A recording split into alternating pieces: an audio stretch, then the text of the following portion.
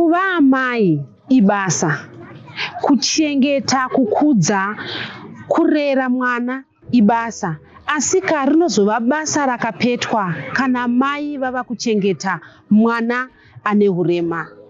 Tinokugamuchirai muchirongwa Twice a Mother. Zita rangu ndinonzi Stella Muhusha. Muchirongwa chino tinotarisa zvimhingamupinyi nematambudziko anosanganikwa nawo nana amai vari kukudza uye kurera vana vane hurema. Muchirongwa chino tinopemberera zvakare umhare hugamba hunana amai ava nekuti haizi nyore. Nhasi uno muchirongwa Twice a Mother tiri kuMufakose uko kune mudzimai Agnes Marimo ane makore 55 nevana 5. Pavana 5, 2 akavabereka vaine hurema. Mwanakomana wake wechipiri ane hurema pagumbo. Asi nhasi uno tanga tichitarisa umwe mwana pamapatya ake, Natasha uyo ane Down syndrome. Mai Natasha vakaziva sei kuti ndo zviri pana Natasha uye zvakagamuchirika sei kumhuri sezvo vakanga vakuuya kechipiri nemwana ane hurema. Musi ndakabereka matwins Natari naNatasha ndakafara, asi mushure mokufara ndakazoita kakusuwa ndichiudzwa kunzi mai mumwe mwana unyana kumira zvakanaka muDown syndrome. Saka zvakanyanya kuti nditoreka kunetsekana, ndakati nhaye Mwari, pamwana wangu wechipiri mukomana anonzi Benjamin akaremara gumbo. Saka ndikati nhasi uno mazondipa futi muDown zvanyanyoita sei kunhaye Ishe kuti murambe muchindipa vana vakaremara ndega mukati memhuri. Zvinhu zvakambondinetsa. Uyezve Natasha wacho nepaakazvarwawo akatombotorwa akaiswa paoxygen, aitadza kunyatsofema zvakanaka. Akatorara arimo ndazomupuwa mangwana ashuni. Uyezve akazvarwa ane ronda pamwe pakapa. Saka Natasha mukukura kwake ainge achitaura chilapa-lapa ndisinganyatsochinzwa.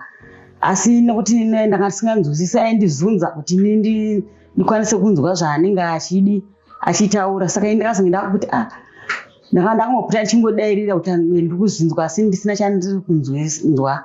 Ndopa ndakazonzwa kuti kunoendeswa vana ivava vanoendeswa kuma-exercise.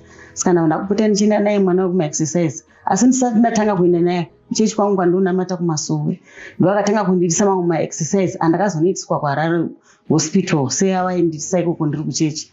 Ndakanzwa kupembera nokufara. Natasha makumba ake anga asina simba.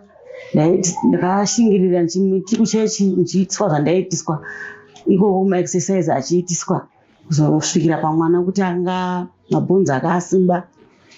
Natasha akazofamba 3 years 5 months. Ane mutwini wake anonzi Natali. Mutwini wacho aimbotiraka kunetsekana achiti mwana wenyu asida kuenda kwandikunotamba nokuti anga asiri kuziva kuti mumwe wake ane dambudziko ripi.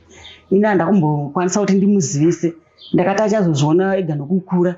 Sofa izvozvo akatozokwanisa kunyatsoziva izvozvo grade 5 kuti pane mutsauko pakati pake iye naiye Natasha. Asi pese apa anga asingazvinzwisisi. Ndaitya kuti pamwe ndikazomudza dambudziko iri pamwe achatora kumusema kana kuti achatora kakunetsekana kuti sei mumwe wangu akazomira akadai ini ndakadai. Ini ndakatombotora kakunetsekana kakanyanyisa straight. Ndoita seiko kuti mwana uyu apinde aitewo zvakaita mumwe wake asi hapana chandakakwanisa kuita. Rimwe dambudziko guru randakatanga kuona pana Benjamin akuenda kuchikoro. Achimwe gumbo rake iri anga asingakwanise kupfeka bhutsu. Rimwe raingopfeka slippers. Saka mwana waiti apa akatanga kuenda kugrade 0 aiti akaenda kuchikoro ikoko ndaiane kushushikana kanga auya achitaura kuti mama rimwe gumbo rangu rinenge richingotsika weti mutoireti munenge musina kumira zvakanaka. Saka mumwe hanzvadzi yake anonzi Precious aitira mumashure make aiti mama ndikaona munhu akatsonya hanzvadzi yangu iyi gumbo nechidhina ndichamutemawo anga asingazivi kuti kuremara. Saka ndakambotora kunetsekana mwana wayo ndakafamba naye paHarare hospital zvakanyanya Benjuru. Ndichiti chipiri ndoenda naye kuma-exercise, chitatu ndichienda naye kumachiremba wemabhonzo. Chiremba wemabhonzo akatombosvika pamwe pokuti aingotaurawo zvakasana kuziva kuti ndakatotraka kubatikana. Ndichiti akanga adaro vamwe vachiendeswa kunoparetwa wangu ndichingoramba ndichingonzi uyai uyai. Ndikati ko chirudzi asi vakazoti kuti zvenzaro pamwe zvinenge zvine chinangwa amai. Saka ndikazoona kuti zvinenge zvine chinangwa kwandiri. Vamwe amai mwana wavo chiremba ndispecialist asi akanooparetwa zvisirizvo. Abva atozoremara zvakanyanya kupfuura zvaanga ari. Ubva azoti akatonzi ada kudzokororwa kuoparetwa. Asi nini wangu haana kuzokwanisa kuoparetwa bhenji, akabva azongosiiwa akadaro. Saka ndibva ndangozviramwo, ndibva ndazvisiya zvakadaro nokuti chiremba itoti ina ndini ndakatombokurawo ndakadaro ndakaremara kudi asi ndaingonetsekana. Kuzosvikirawo mumwe musi womukufamba ndobva ndaona mumwe mukadzi aifamba achitsika nezvigunwe sezvaita mwana wangu. Ndakamubvunza kuti munozvifambisa sei amai? Akachiti ina ndakuzvarwa ndakaremara amai, asi kuti kuremara uku kwakazoenda ndakura. Saka ndakamubvunza kuti ari kuzvigona sei kuti aone kupfeka bhutsu idzi. Ndaiitira mwana wekuti abatsirikane kuchikoro. Saka bhutsu idzi dzinenge dzine tambo kudhara, saka ndakabva ndadziboora kuno kumasaidhi kwacho noku kuritivi nokuti gumbo racho ranga risingafambise tsinga dzanga dzisingafambise ropa uku kwanga kuri kudete uku ndokwanga kwapashanimara. Saka ndabva ndatanga kutora chipikiri ndoboora ikokuye kuti akwanise kupfeka bhutsu. Pakatanga kukwanisa kupfeka bhutsu ndakumuitisa maexercise kuti agone kufamba achienda kuchikoro. Ndakapembera nokufara pandakaona mwana waye akukwanisa kupfeka bhutsu idzi kuti aende kuchikoro. Ndopandakaonekwa kunyevenuka mukati memwoyo wangu ndikati mwana akuwana kutsikawo mutoireti. Mandakanchibatikana achiti kana auya achinitaura kuti vamwe vana vanenge vakapfeka bhutsu. Inini sei uyu hanzvadzi munomutengera bhutsu, ini munongonditengera mapatapata achiti anga asiri kukwanisa kunyatsoziva kuti sei ari kutengerwa mapatapata. Asi nokukura nokufamba kwenguva akazi ndaakufara ndakumutsanangurira chimiro chake kuti sei ndaimupfekedza mapatapata. Gumbo racho ranga risingaiti. Now taona mama mabva mabata nenyaya yabhenji naNatasha. Muri mai, mwana wechipiri gumbo rakakanganisika. Vanobva vati akaremara gumbo. Mazouya nematwinzi enyu imimi. Umwe mitezo yake yakaringana zvese zvakaringana, asi umwe mobva maudzwa kunzi ane Down syndrome. Vehukama vakazvitambira sei? Mwana wekutanga aremara gumbo, mazouya nematwinzi, umwe ane Down syndrome. Vanhu vakataura zvakandirwadza, asi ndakazoona kuti zvimwe zviri mungotaura vanhu vanenge vachinyeba. Nenyaya yekuti ndakazoona kuti kunyeba kunoitwa nevanhu, kuti hanzi ukaona uchizvara mwana ane disability unenge wamuzvara akachembera. Ini ndakazozviona kuti kunyepa kunoita vanhu, nokuti ndakazoona kuti kuzvara mwana ane disability, mumwe mwana wake wekutanga chaiye ari kutozvara mwana wekuti haakwanisi kana kufamba, anenge ari muwheelchair. Saka ini wangu Natasha uyu vanhu vaingonditi azvara mwana achembera, ndosaka azopiwa mwana ane disability. Ini ndakafunga kwangu ndakangoti handizvozvo, asi ndichizoenda kumaexercise ndichinoona vamwe ndakaona kuti kwete vanonyepa, nokuti mumwe unogona kungoona mwana uyu ane kana kuti 20 years chaiyo achitoti ndodangwe rake asi rine disability. Saka ndikabva ndazosvika pakuzvigamuchira kuti zvinowanikwa, ukateerera zvinotaura vanhu unokwanisa kutotadza kana kubatsirika kana kutorasiswa nevanhu kuburikidza nezvavanenge vachikuzivisa. Ko baba kana kuti vehukama, vanhu mauya nemwana ane iyoyo Down syndrome, vakazvigamuchira sei? Baba kwangu vakambotora kunetsekana kuti waizvadaro pakutanga ndakambopiwawo mwana udidi, asi nyangwe kuchechi chake wakakwanisa kunditi muri kunetsekana zvenyu, asi kudzinza ndiri kuzviona hongu. Ndakabva ndacherechedza kwemukomo murume wangu kwatezora vacho kwangu nevamwe vainzi Mosi, aifambawo negumbo rake ranga rakaremara, aitotengerwawo maspecial boots. Kwozoita kwababa mukuru wangu munin'ina wababa vatezora vangu, izvozvi atokura ndiri kuno ari muwheelchair. Saka ndakatora kuzvigamuchira, uyezve ipo pana bhenji pacho ipo ndakambonetsekana ndichimutengera special boots iyoyo. Ndikasvika pakukosta mari yaipfuura pei yababa wachona. Ndopatakabva tazongopedzisira tasiyana nazvo tisamutengere bhutsi idzodzo. Tiri muchirongwa Twice a Mother. Ngatimboturai mafemo tisangane zvakare muchikamu chinotevera.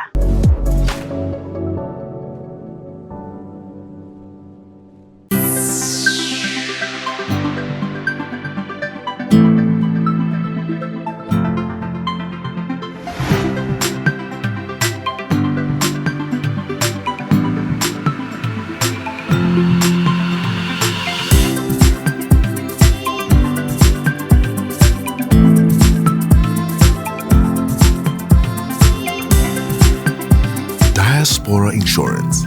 Peace of mind guaranteed.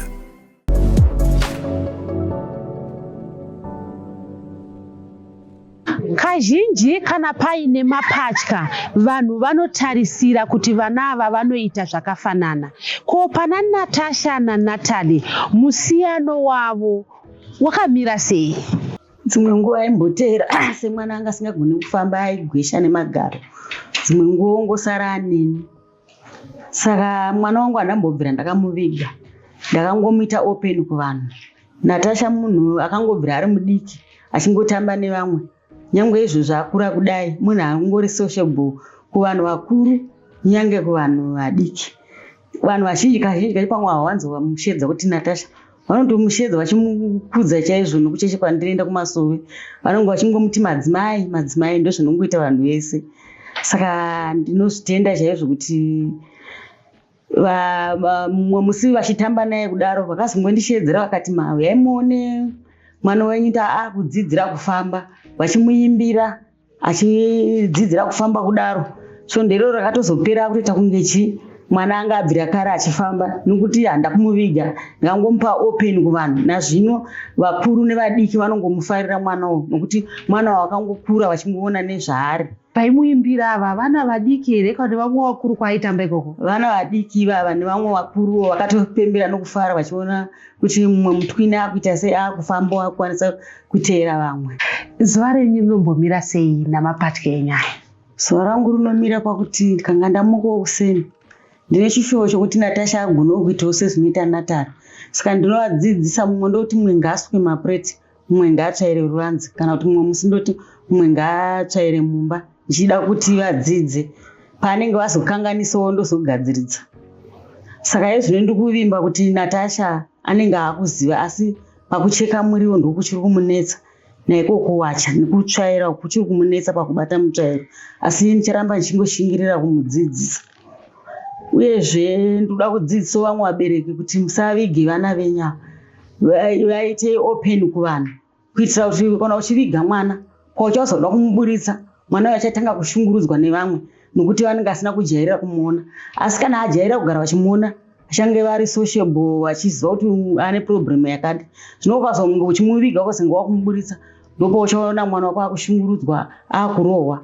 Saka ndikukurudzira kuna vabereki kuti musavige vana ava. Vana ava zvipo zvikomborero zvinobva kuna Mwari. Musavatarisire pasi. Mwana ivava vane zvipo zvavo zvokuti anogona kutozokuchengeta kutopfuura wauri kuti ndivo vakanaka. Saka nyangwe pakuvatengera mbatya ndinoona vamwe vabereki vanosarudza kuti uyu zvaari akaremara anongotengerwawo zvimwewo izvi, uyu akanaka uyu ndotengerwa ari right ndotengerwa zvakanaka.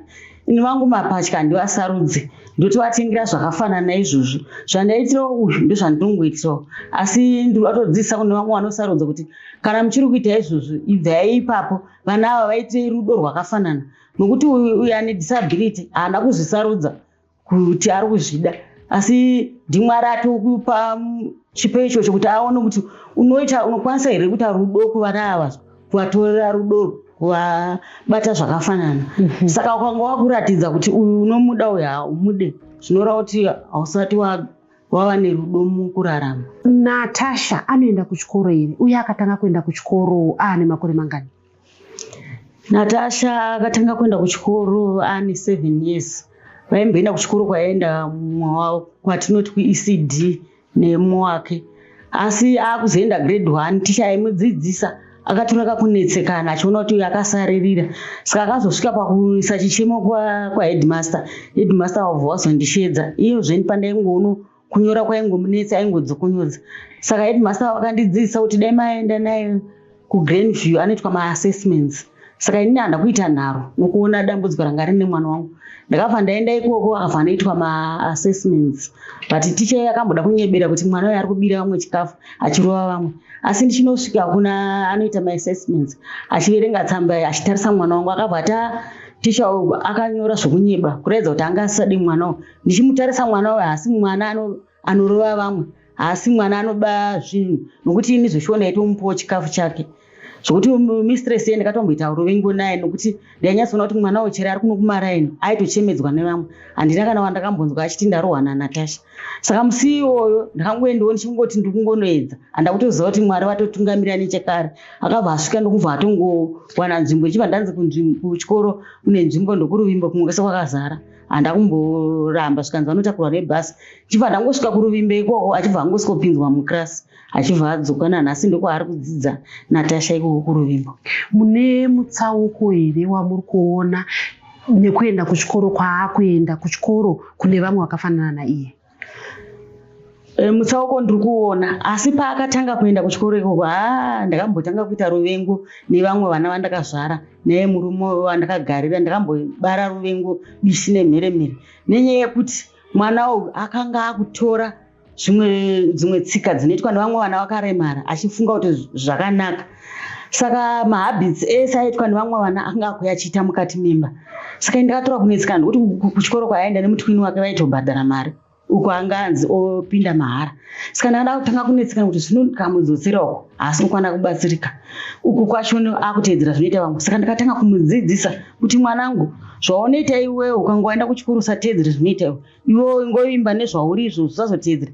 Achingoramba achidara asi ndikazoona zvese zvasiya akungorarama nezvaanoita iye chete. Zvokuti kana baba vacho wakatombondituka kuti iwewe wakubva wazoratidzira mwana wangu kuti vazive kuti ano urema. Paaidzidza apa angasina urema. Ndikabva ndavadzidzisa ndakati imimi nemi tichagona kungozofa tese. Mwana uyu ndiwatiri kuda kutsvagira kodzero yake mangwana kuti azowana chinomubatsira. Ndakamuendesera kuchikoro ikoko ndichida kuti nyangwe achikundikana kunyora achakwanisa kana kubika, kusona kana kuruka. Ini ndikazoshayikwa pamusoro penyika, mwana uyu achawana zvichamuraramisa muupenyu hwake. Saka iye zvino ndikuonawo mutsauko nezvaaita kuchikoro uku kune vana vasina disability nezvaakuita kune vane disability. Ndiri kuona kuti mune remangwana rake richaburisa chakanaka. Takatarisa Natasha naNatalie tinoona kuti hongu mapatya, asi pane here zvekuti munoti iye zvinezvi zvinosiyana zvichida pane zvimwe zviri kukasika kuitika pana Natasha zvisipo pana Natalie? Hongu zviripo zviri kukwanisa zvakakwanisika kuitika pana Natasha. Natalie asati asvika pastage iyo. Natasha munhu akutevera mazuva ake asi asati akuzvigamuchira zvokuti kana ari ikoko tinotoitana hondo chaiyo kuti aite izvozvo. Zviri kumunetsa kumunzwisisa. Kana ndikamuti awache dzimwe nguva anongokanda, dzimwe nguva ndozomufosera kuti awache, kuti ndikasada kumudzidzisa zvinoitwa achangofunga kuti inini mai ndichangokwanisa kumuitira. Saka ndinoramba achingomudzidzisa kuti akure achiziva kana ndikazoshayikwa mune remangwana rangu. Asi umwe wake Natalie asati akutevera. Zvichireva kuti iye zvinoitika umwe ari kukasika kuita zvimwe zvisiri kuenda pane mumwe. Totenda. Iye Natasha anofarira kutamba nei? Anombotambawo nemahumbwe? Vachiri kuita mahumbwe here? Vachiri vana vadiki zvotamba nemahumbwe here nezvidhori kana nemagaba? Natasha mahumbwe vanotobika, dzimwe nguva vanotobirwa raisi kana mafuta kana mapoteto mumba chaimo nohupfu vachitonobika mahumbwe emoto chaiwo zvichitodyiwa. Nekutombobereka neredhiyo, aiwa madisability kuredhiyo vanotamba zvokuti akararira pasi nedumbu akatambisa, aiwa kana ndikwanise ndoshaye kuti vanozwana madzimai vanotamba zvokuti vanhu vanomira hoho. Ngatisanganei zvakare muchikamu chinotevera tinzwe kuti Natasha anozvifambisa sei pakutamba apa.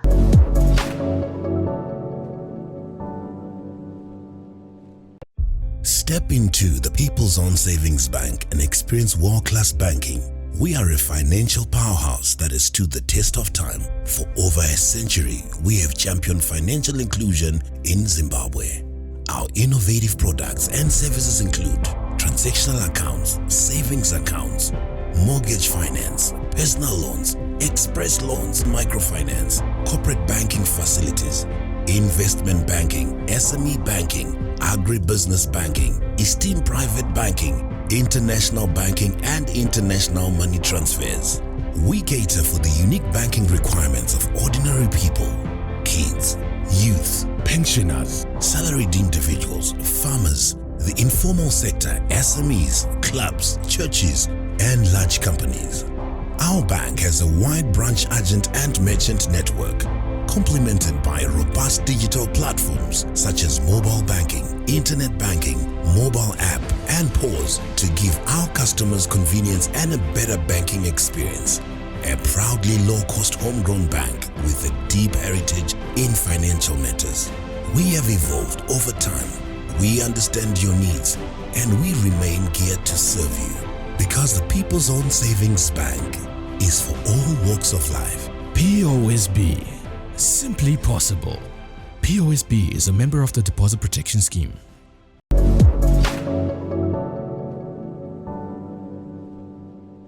Muchikamu chapfuura tachinyatsodzwa kuti Natasha anozvidira redhiyo yake anotamba. Saka inini ndoitambawo naye here kuti mese naNatali mune muchitamba imomo.